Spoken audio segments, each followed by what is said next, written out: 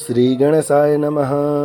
हर हर महादेव। बोलिए त्र्यंबकेश्वर महादेव की जय। आज हम 12 ज्योतिर्लिंगों में 8वां ज्योतिर्लिंग त्र्यंबकेश्वर महादेव की दिव्य प्रगट की कथा का श्रवण करेंगे। यह पवित्र ज्योतिर्लिंग महाराष्ट्र के नासिक के समीप ब्रह्मगिरी पर्वत पर स्थित है। यही वह पावन भूमि है जहाँ से गोदावरी नदी का उद्गम हुआ। त्र्यंबकेश्वर केवल एक शिवलिंग नहीं बल्कि भगवान शिव, माता पार्वती और गणेश की संयुक्त दिव्य उपस्थिति का प्रतीक है। इसी कारण इसे त्र्यंबक अर्थात 3 नेत्र वाले भगवान शिव का स्वरूप कहा जाता है। भगवत प्रेमियों, शास्त्र कहते हैं कि जहाँ भगवान शिव स्वयं विराजते हैं वहाँ केवल पापों का नाश ही नहीं होता बल्कि मनुष्य के जीवन में ज्ञान, भक्ति और मोक्ष का मार्ग भी खुल जाता है। प्राचीन समय की बात है, ब्रह्मगिरी पर्वत पर महर्षि गौतम अपनी धर्मपति अहल्या के साथ तपस्या करते थे। उनका आश्रम ऋषियों, मुनियों और पशु पक्षियों के लिए सेवा, दया और धर्म का केंद्र था। कुछ समय बाद उस क्षेत्र में एक भयंकर अकाल पड़ा।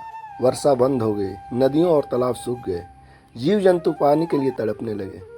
ऐसे कठिन समय में भी महर्षि गौतम ने अपना धैर्य नहीं छोड़ा।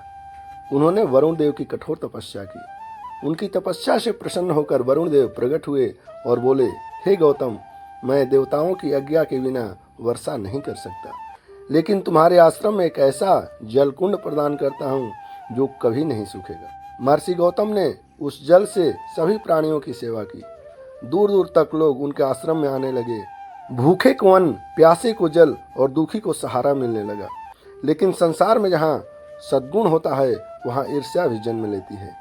कुछ ऋषियों की पत्नियां गौतम ऋषि की बढ़ती हुई प्रतिष्ठा से जलने लगी। उन्होंने अपने पतियों को भी भड़काया। उन्होंने भगवान गणेश की आराधना की और उनसे गौतम ऋषि के आश्रम से हटाने का उपाय मांगा। भगवान गणेश ने समझाया कि किसी निर्दोष संत के साथ अन्याय उचित नहीं है, किंतु भक्तों के आग्रह पर उन्होंने एक लीला रची। भगवान गणेश ने एक दुर्बल गौ का रूप धारण किया और गौतम ऋषि के खेत में प्रवेश किया। गौतम ऋषि ने उसे केवल घास की एक छोटी सी डंडी से हटाना चाहा, परंतु उसी समय वह गौ भूमि पर गिर गई और उसके प्राण निकल गए। सभी ऋषियों ने आरोप लगाया कि गौतम ऋषि से गौ हत्या हो गई है। महर्षि गौतम अत्यंत दुखी हुए। उन्होंने कहा, यदि मुझसे कोई भूल हुई है तो उसका प्रायश्चित अवश्य करूंगा। ऋषियों ने कहा, यदि भगवान शिव प्रसन्न होकर गंगा को यहाँ लाए और उसके जल से स्नान करें तभी यह दोष समाप्त होगा। महर्षि गौतम और माता अहिल्या ने भगवान शिव की घोर तपस्या आरंभ कर दी। लंबी तपस्या के बाद भगवान शिव अपने दिव्य स्वरूप में प्रकट हुए। उनके साथ माता पार्वती और गण भी उपस्थित थे। भगवान शिव ने कहा, हे गौतम, तुम निर्दोष हो, तुम्हारे साथ छल हुआ है, फिर भी तुम्हारी विनम्रता और तपस्या से मैं अत्यंत प्रसन्न हूँ। महर्षि गौतम ने हाथ जोड़कर कहा, प्रभु, यदि आप मुझ पर प्रसन्न हो तो माता गंगा को यहाँ प्रकट कर दीजिए ताकि समस्त प्राणियों का कल्याण हो। भगवान शिव ने गंगा देवी का आवाहन किया। गंगा प्रकट हुई, किंतु उन्होंने कहा, मैं पृथ्वी पर तभी रहूंगी जब आप स्वयं यहाँ निवास करेंगे। भगवान शिव ने भक्तों के कल्याण के लिए वहीं ज्योतिर्लिंग रूप में प्रकट होकर सदैव निवास करने का संकल्प किया। उसी क्षण ब्रह्मगिरी पर्वत से गंगा का दिव्य प्रवाह निकला, जिसे दक्षिण भारत में गोदावरी के नाम से जाना गया।